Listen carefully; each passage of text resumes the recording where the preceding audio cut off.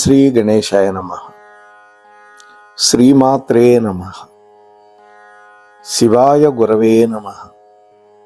శ్రీకృష్ణ పరబ్రహ్మణే నమః. శ్రీరామాయ నమః. శ్రీ గురుభ్యో నమః. నారాయణం నమస్కృత్య నరం చైవ నరోత్తమం దేవీం సరస్వతీం వ్యాసం తతో జయముదీరయేత్. సచ్చిదానందరూపాయ విశ్వోత్పత్యాదిహేతవే తాపత్రయ వినాశాయ శ్రీకృష్ణాయ వయం నమః. ప్రియ భగవద్బంధువులారా, గీతా జయంతి ప్రవచనాల పరంపరలో భాగంగా ఈ రోజున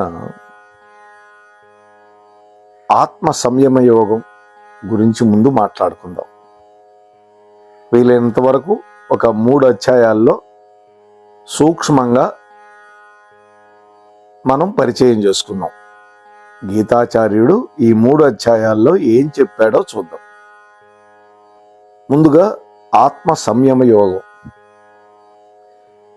మొదటి 4 శ్లోకాల్లో కోరికలు లేకుండా మంచి పనులు చేసేవాడి లక్షణాలు చెప్పాడు కృష్ణ భగవానుడు. 5 నుంచి 10వ శ్లోకం వరకు జీవుడు తనని తాను ఉన్నతుడుగా చేసుకోవటానికి ఎలాంటి ప్రేరణ పొందాలి అంటే ఇంద్రియాలను జయించినటువంటి జ్ఞాని యొక్క స్వరూప స్వభావం ఎలా ఉంటుందో చెప్పాడు. ఇంకా 11 నుంచి 32వ శ్లోకం వరకు ధ్యాన యోగ పద్ధతి చెప్పాడు. ధ్యానం ఎలా చేయాలి. 33 నుంచి 36వ శ్లోకం వరకు మనస్సును వశంలోకి తెచ్చుకునేటటువంటి విధానం ఏది అని చెప్పాడు. ఎందుకంటే మనస్సు చెంచలిస్తూ ఉంటుంది అనుకున్నాం కదా, దాన్ని ఎలా అదుపు చేసుకోవాలి. 37 నుంచి 47వ శ్లోకం వరకు ధ్యానం వల్ల భగవంతుణ్ణి ఆశ్రయించిన పరిణతి పొందలేక ఆ పరమాత్మను పొందలేనటువంటి వాళ్ళు మరుసటి జన్మలో పొందేటటువంటి స్థితి ఎలాగుంటుంది, అలాగే ధ్యాన యోగం యొక్క మహిమను కూడా ఈ 11 శ్లోకాల్లో చెప్పారు. ఇక్కడ ఆత్మ అనేటువంటి పదం శరీరము, ఇంద్రియాలు, మనస్సు, బుద్ధి అనేటువంటి రకరకాల అర్థాలు ఉన్నాయి. వీటన్నిటి ద్వారా నిగ్రహాన్ని పొందడమే ధ్యాన స్థితి. అంటే శరీరం నుంచి, ఇంద్రియాల నుంచి, మనస్సు నుంచి, బుద్ధి నుంచి వీటన్నిటిది మనకున్నాయి. వాటిని ఉపయోగించుకోవడం ద్వారా నిగ్రహాన్ని ఎలా పొందాలో అదే ధ్యాన స్థితి అన్నారు. అలాగే ప్రశాంతమైన మనస్సుతో నిర్భయంగా ఉండగలగటం, బ్రహ్మచర్యాన్ని పాటించడం. పెళ్లి అయిన తర్వాత కూడా బ్రహ్మచర్య వ్రతం ఉన్నది. భార్య ఋతుమతిగా ఉన్నప్పుడు మాత్రమే సంగమిస్తూ ఉండటం బ్రహ్మచర్యమే.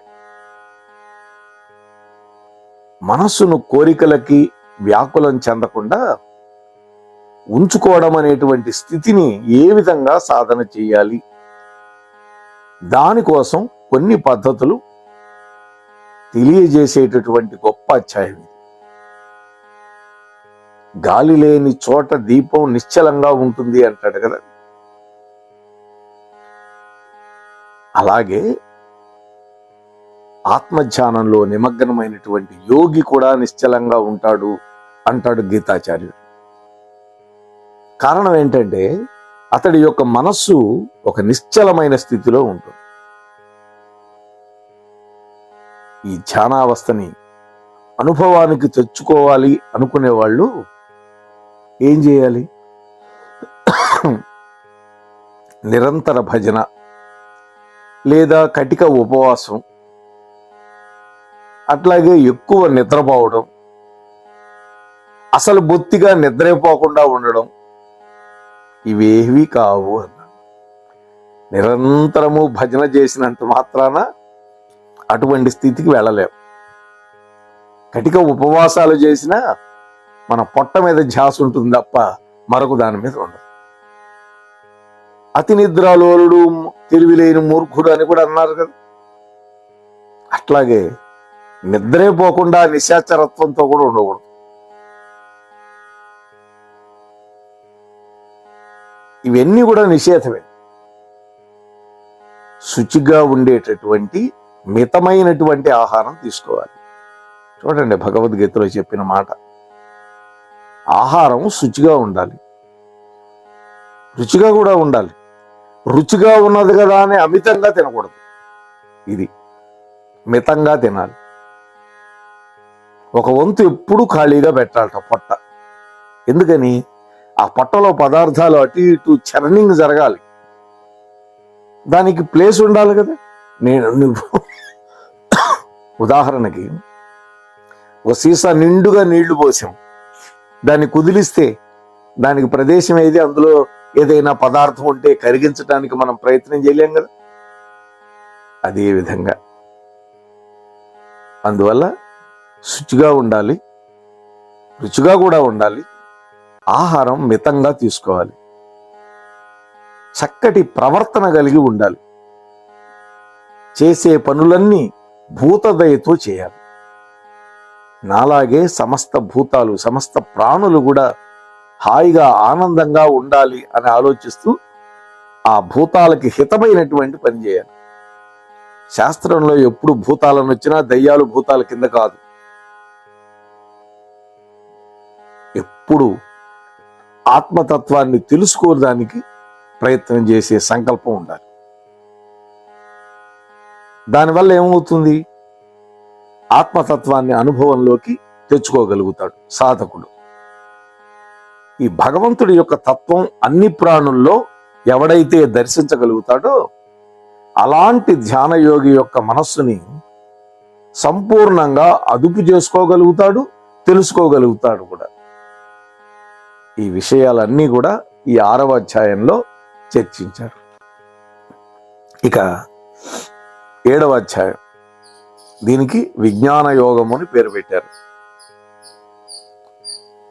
దీంట్లో ముఖ్యాంశాలు ఏంటంటే, మొదటి 7 శ్లోకాలు విజ్ఞానంతో కూడినటువంటి జ్ఞాన విషయం, పరాపర ప్రకృతుల యొక్క వర్ణన ఇచ్చాడు. పరాప్రకృతి, అపరాప్రకృతి, వీటి యొక్క వర్ణన. ఇక 8 నుంచి 12వ శ్లోకం వరకు అన్ని పదార్థాలలో వాటికి మూలకారకుడైనటువంటి పరమాత్మ వ్యాప్తి చెంది ఉన్నాడు అనే విషయాన్ని ప్రతిపాదించాడు. ప్రతి దాంట్లో పరమాత్మ వ్యాపించి ఉన్నాడు. 13 నుంచి 19వ శ్లోకం వరకు అసుర స్వభావం కలవాళ్ల యొక్క నీచత్వాన్ని ఎలా తెలుసుకోవాలి, 4 విధాలుగా ఉండేటటువంటి భగవద్భక్తుల యొక్క గొప్పతనాన్ని ఏ విధంగా గుర్తించాలి అనే విషయం చెప్పారు. 20 నుంచి 23వ శ్లోకం వరకు సంపూర్ణత్వం కలిగినటువంటి పరమాత్మని వదిలిపెట్టి ఇతరమైన వాళ్ళ గురించి ఆరాధన చేయటం అనేది అవివేకము అని తేల్చేశాడు. చూసారా? పరిమితంగా మనకి ఇవ్వగలిగిన వాళ్ళని పట్టుకొని అపరిమితంగా మనకి చేసేటటువంటి వాడిని వదిలిపెట్టేస్తే అట్లా అవుతుంది, వాడు అవివేక అవుతాడు.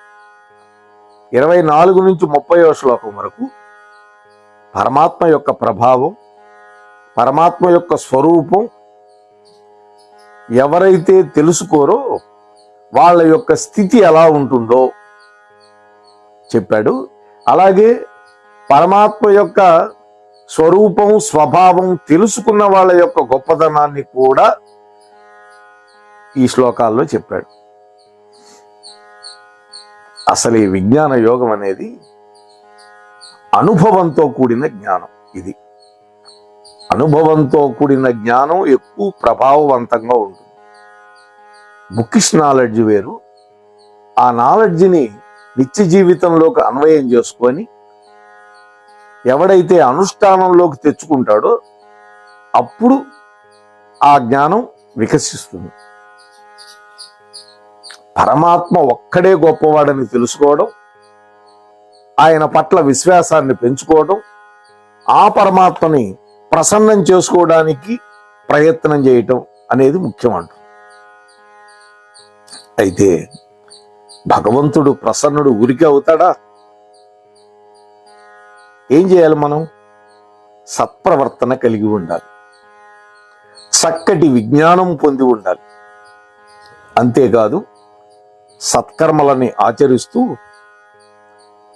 ధ్యానం చేస్తూ ఉంటే, తద్వారా గొప్ప జీవన విధానాన్ని గనక మనం అవలంబిస్తూ ఉంటే, అప్పుడు పరమాత్మ మన పట్ల ప్రసన్నుడు అవుతాడు.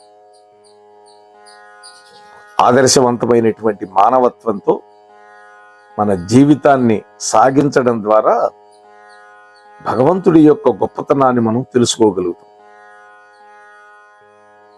మానవత్వం ఉండాలి, అది కూడా ఆదర్శవంతమైన మానవత్వం.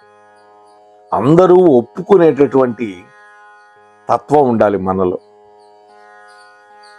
ఈ లోకంలో అనేక వేల మంది బుద్ధిజీవులైనటువంటి మానవుల్లో ఏ కొద్ది మందో పరమాత్మ జ్ఞానాన్ని పొందుతున్నారు అన్న.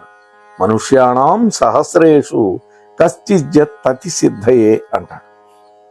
యతతామపి సిద్ధానాం అని మనకి శ్లోకం ఉన్నది దీనికి సంబంధించి. ముఖ్యంగా మనస్సును స్థిరపరచుకోవడం అనేది చాలా చాలా చాలా ముఖ్యం. మనస్సు గనక స్థిరంగా లేకపోయిందా సాధన కొనసాగదు, పక్కదారి పట్టిపోతుంది. పంచభూతాలు ఉన్నాయి: నీరు, నేల, నిప్పు, గాలి, ఆకాశం. వీటితో పాటు మనస్సు, బుద్ధి, అహంకారం. ఇవి అష్ట ప్రకృతులు అంటారు. అంటే ఈ ప్రకృతి 8 రూపాల్లో విలసిల్లుతూ ఉంటుంది. 5 పంచభూతాలు, 5: మనస్సు, బుద్ధి, అహంకారం. ఇవన్నీ మనలోనే ఉన్నాయి. ఎందుకంటే మన దేహం పాంచభౌతికమైంది. అందుకనే మరణించిన తర్వాత దేహం మళ్ళీ పంచీకరణం చెందుతుంది. కొంతమంది తగలబెడతారు, కొంతమంది పూడ్చిపెడతారు. ఏది చేసినా, తగలబెట్టినా ఆకాశంలోకి అంతా వెళ్ళిపోతుంది. భూమిలోకి భూతత్వం, నీళ్ళలోకి నీళ్ళతత్వం వెళ్ళిపోతుంది. నేలలో పూడ్చిపెట్టినా అంతే. అయితే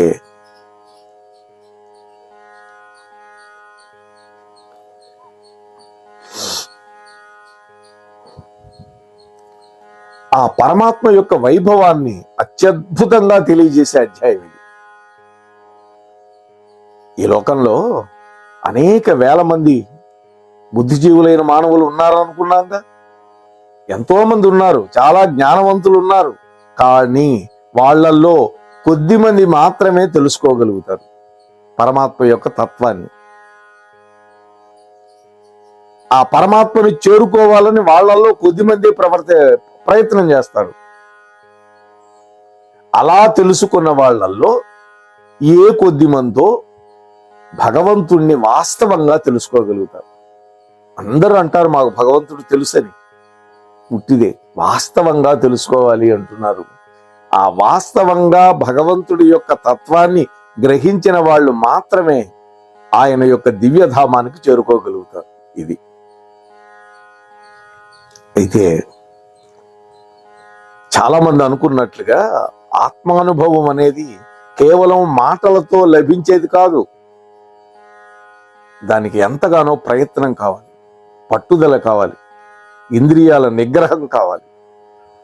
ముఖ్యంగా మనస్సును స్థిరపరచుకోవటం చాలా చాలా చాలా ముఖ్యమైనది. నేల, నీరు, నిప్పు, గాలి, ఆకాశం ఇవన్నీ అనుకున్నాం కదా. 8 రూపాల్లో ప్రకృతి ఉంటుందని. ఇది చాలా అల్పమైందని తెలుసుకోవాలి. ఎందుకని? ఉత్పత్తి, వినాశనం, ఈ 2 లక్షణాలు ప్రకృతిలో ఉండేటటువంటి అన్ని జీవులు అనుభవిస్తూ ఉంటాయి. అవునా? అయితే ఈ అన్ని జీవులు ఎలా ఉంటాయని చెప్పాడు? సూత్రే మణిగణా ఇవ అంటాడు భగవంతుడు. దారంలో మణుల్లాగా పరమాత్మను ఆశ్రయించుకొని ఉంటాయి అంటాడు. ఎవరు? ప్రకృతిలో జీవించే ప్రతి జీవి కూడా. అలాగే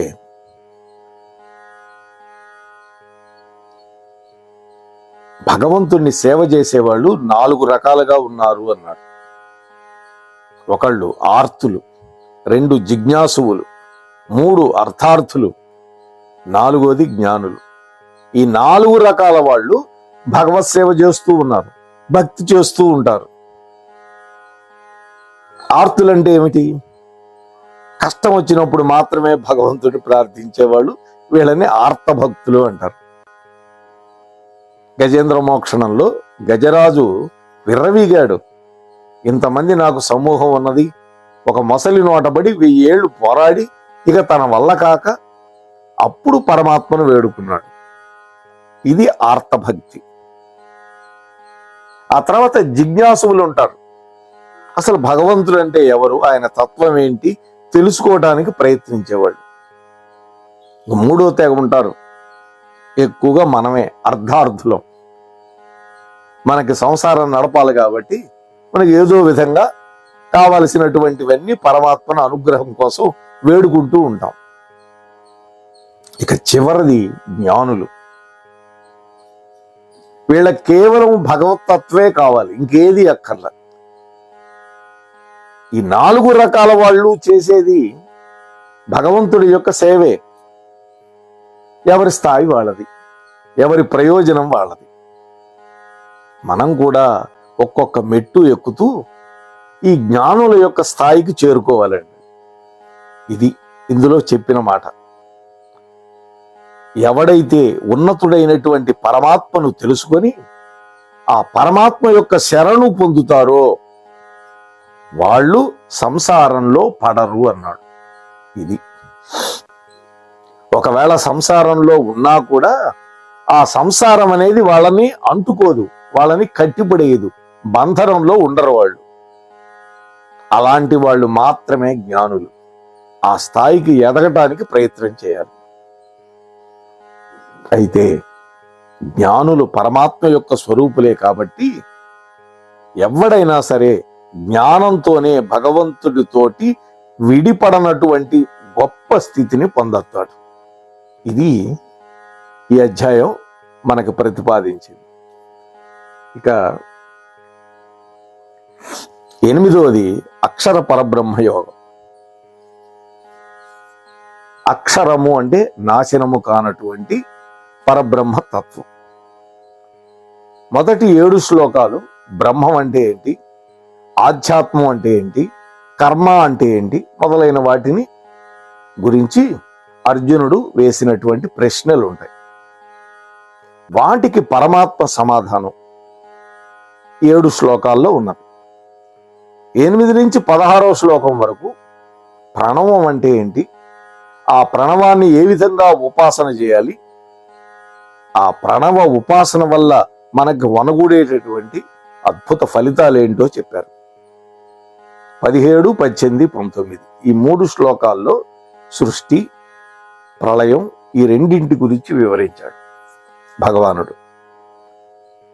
20 నుంచి 22 దాకా 3 శ్లోకాల్లో భగవానుడి యొక్క శాశ్వత స్వరూపం భక్తితోటి ఎలా పొందాలో చెప్పాడు.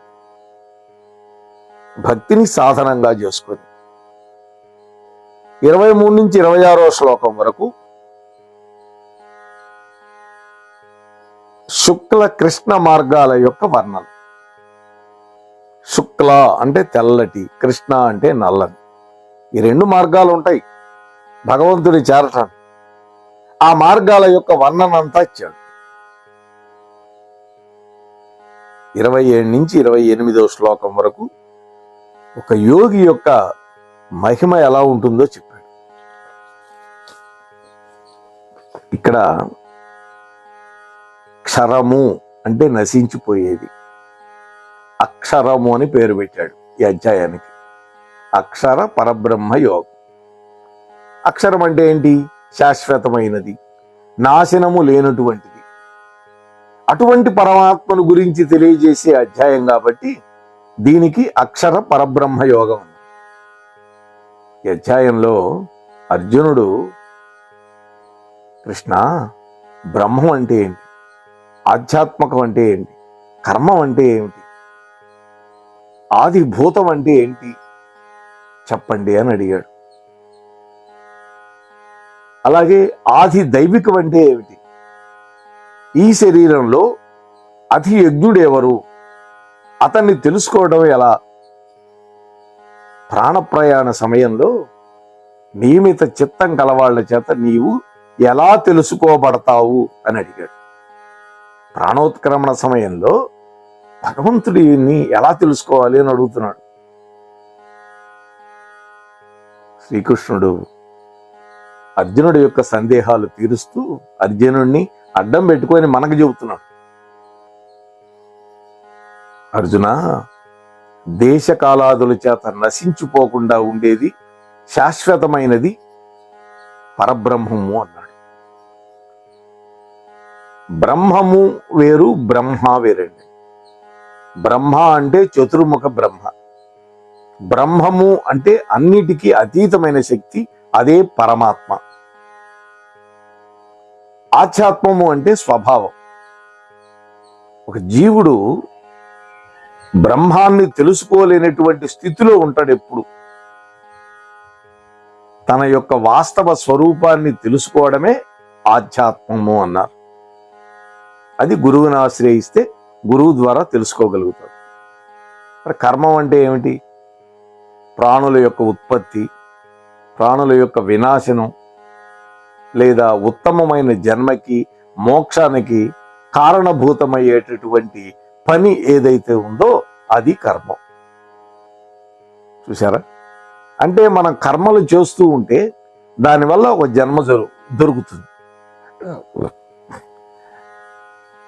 ఆ జన్మ కొంతకాలానికి అంతమైపోతుంది. ఈసారి ఇంకా ఉత్తమ జన్మ రావాలి అనుకొని ప్రయత్నించవచ్చు. ఆ తరువాత ఇక నాకు జన్మలొద్దు, మోక్షం కావాలి అనేటువంటి ఆలోచన కూడా మనస్సులో కలిగినప్పుడు ఆ మోక్ష సాధన ఏదైతే ఉందో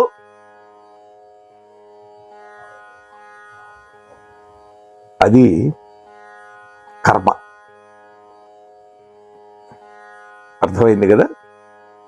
అయితే ఆ కర్మ ఎలా ఉండాలి? ఫలత్యాగ పూర్వకమైనటువంటి ఉత్తమ క్రియగా ఉండాలి. అప్పుడు మాత్రమే అది నిజమైన కర్మగా పిలువబడుతుంది. సంపూర్ణంగా ఫలత్యాగం చేయాలి. పని చేయి, కానీ ఫలాన్ని మాత్రం ఆశించద్దు. ఏతత్ పూజాఫలం శ్రీకృష్ణ పరమాత్మ చరణారవిందార్పణమస్తు అని సమర్పించేసి అది. ఇక నశించిపోయే పదార్థాన్ని అధిభూతము అని పిలుస్తారు. ఈ ప్రకృతిలో ఉండేవన్నీ నశించిపోయేవి, అవన్నీ అధిభూతాలే. పరమాత్మయే అధిదైవం.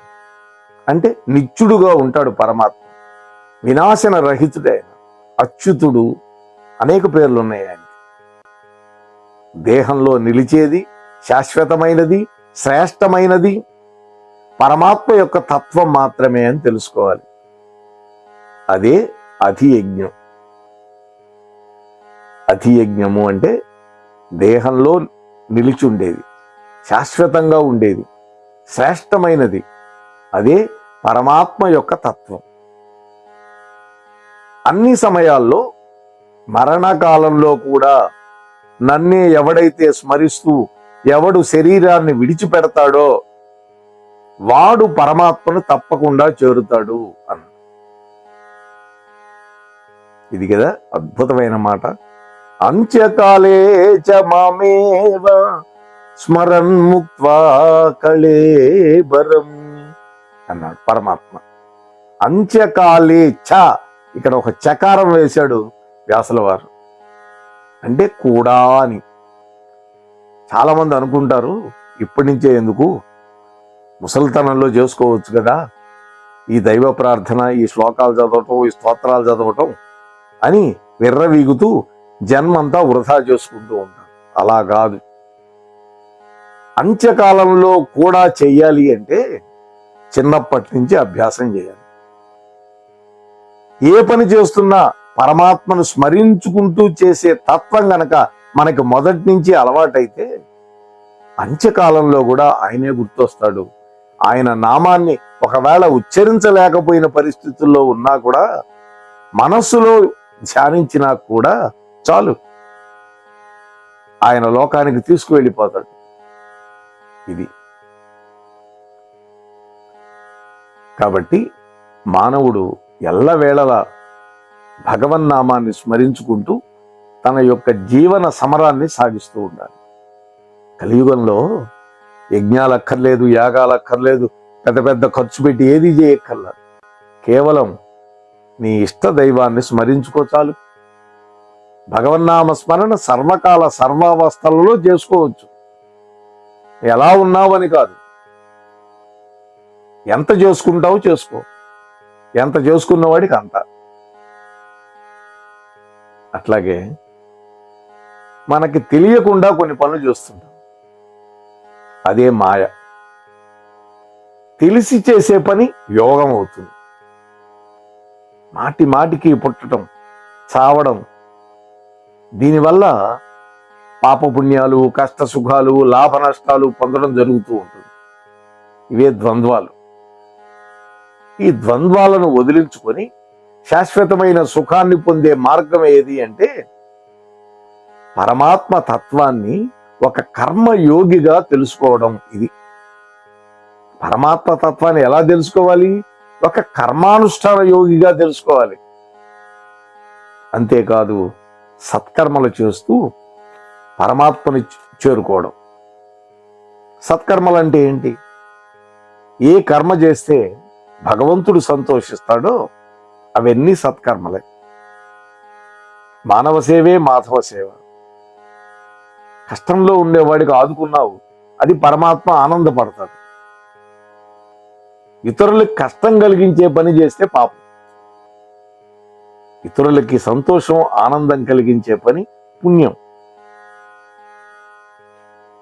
యావజ్జీవితం తన యొక్క యావజ్జీవితం ఎవడైనా సరే ఆధ్యాత్మ చింతనకి వినియోగించితే అటువంటి పరమయోగులకి చరమదశలో కూడా భావగోచరమయ్యేది ఆ నారాయణుడి యొక్క దివ్యతత్వమే. ఇది మనం తెలుసుకోవాలి. ఈ అధ్యాయంలో చెప్పారు.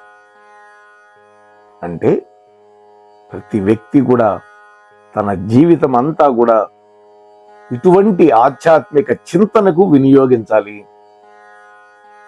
అంతేకాదు ఆ విధంగా వినియోగించినటువంటి పరమయోగులకి చర్మదశలో కూడా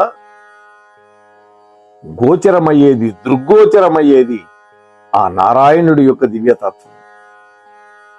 చాలా మందికి మరణకాలంలో ఏవేవో గుర్తుకొస్తూ ఉంటాయి, కానీ ఆత్మజ్ఞానం మాత్రం గుర్తుకురాదు. అజామిళోపాఖ్యానంలో వాడు ఒక ఆటవిక స్త్రీ వల్ల 10 మంది సంతానాన్ని అన్నాడు. చివరి కొడుకు నారాయణ అని పేరు పెట్టుకున్నాడు. చివరి కొడుకు మీద వాడికి చాలా వల్లమాలిన ప్రేమ. ఎప్పుడైతే యమదూతలు వచ్చి వాడి కళ్ళ ముందు కనపడ్డారో 96 ఏళ్ళు అప్పుడు గజగజ వణికిపోయి తనకిష్టుడైనటువంటి తన కొడుకును తలుచుకున్నాడు. నారాయణ నారాయణ నారాయణ నారాయణాయనుచు ఆత్మనందను పిలువ ఏ రీతి రక్షించి దీవు అని అడుగుతాడు కృష్ణా శతకంలో. అంటే తన కొడుకును పిలిచినా కూడా తనను పిలిచినట్టుగా భావించాడు పరమాత్మ. తన యొక్క పార్షదుల్ని పంపించాడు. అందుకనే పేర్లు పెట్టేటప్పుడు భగవంతుడి యొక్క నామాలు పెట్టుకుంటారా. నీ బిడ్డను పిలిచే వంకతోనైనా సరే ఆయన యొక్క దివ్యనామాన్ని స్మరించుకుంటావు. అంతేగాని టింకు, టిక్కి, పుక్కి ఇటువంటి పిచ్చి పిచ్చి పేర్లు పెట్టబాకండి. చాలా మంది మంచి పేర్లు పెడుతున్నారు, ఆ బాలసార కార్యక్రమంలో. కానీ నిక్ నేమ్స్ పెట్టి పిలుచుకుంటూ ఉంటారు. దానివల్ల నువ్వు పెట్టినటువంటి పేరుకు ఫలితం ఉండదు, వాడికి ఆ ప్రభావం వాడి మీద ఉండదు. ఇది బాగా గుర్తుపెట్టుకోండి మిత్రులారా. ఈ తప్పు మన ఛానల్ చూసేవాళ్ళు ఎవరు చేస్తారని నేను అనుకోను. కాబట్టి చాలా మందికి లౌకికమైనటువంటి విషయాలే గుర్తొస్తూ ఉంటాయి మరణకాలంలో కూడా. కానీ ఆత్మజ్ఞానం మాత్రం ఏమాత్రం గుర్తుకురాదు. అయితే జీవితం అంతా సాధన కనుక చేస్తే ఒక కర్మయోగిగా మారిపోవచ్చు. అప్పుడు నీ యొక్క అవసాన దశలో నిలకడ మెలకువ సాధ్యమవుతుంది. అది కేవలం అటువంటి కర్మయోగికి మాత్రమే సాధ్యమవుతుంది. తద్వారా పరమాత్మ యొక్క దివ్య స్థానాన్ని చేరుకోవచ్చు, అంటే వైకుంఠ ప్రాప్తి కలుగుతుంది అని ఈ అధ్యాయంలో ప్రతిపాదన చేశారు. రేపటి రోజు మిగిలిన అధ్యాయాల గురించి మాట్లాడుకుందాం. కొంచెం 5 నిమిషాలు ఎక్కువే అయింది, క్షమించాలి. స్వస్తి సర్వేషాం. మోహనవాణి తెలుగు పోడ్కాస్ట్ వింటున్న శ్రోతలందరికీ హృదయపూర్వక ధన్యవాదాలు. వినండి, వినిపించండి, వింటూనే ఉండండి. మోహనవాణి తెలుగు పోడ్కాస్ట్ మీరు వింటున్నారు. మోహనవాణి. మన మోహనవాణి కార్యక్రమాలు మీకు నచ్చినట్లయితే వెంటనే ఒక లైక్ చేయండి, అలాగే కామెంట్ చేయండి, ఎక్కువ మందికి షేర్ చేయండి. సబ్స్క్రైబ్ చేసుకోకపోతే వెంటనే మన ఛానల్కి ఇప్పుడే సబ్స్క్రైబ్ చేసుకోండి. ధన్యవాదాలు.